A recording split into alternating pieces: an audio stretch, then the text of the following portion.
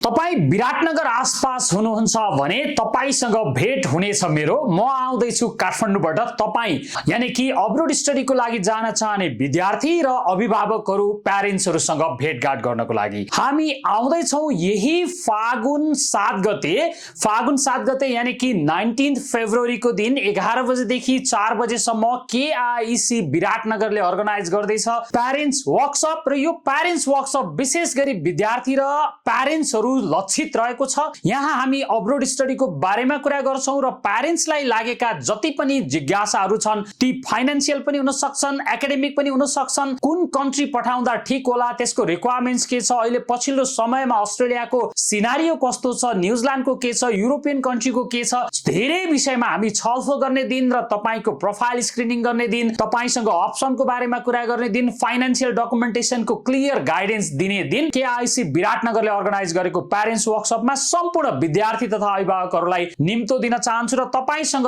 त्यहाँ भेट हुनेछ हामीसँग। हामी तपाईलाई मज्जाले बसेर हामी काठमाडौँबाट आउनेछु म र सँगसँगै हाम्रो केआईसी विराटनगरमा हुने सम्पूर्ण काउन्सिलरहरूले तपाईलाई इन्फर्मेसन दिनुहुन्छ। सो यो मौका तपाईले पक्कै पनि गुमाउनुहुन्न। आउने हैन त केआईसी विराटनगरमा केआईसी विराटनगरले अर्गनाइज गरेको प्यारेन्ट्स वर्कसप एटेन्ड गर्नको लागि। KIEC क्यानाडा अस्ट्रेलिया हुन्छ बेलायत नि KIEC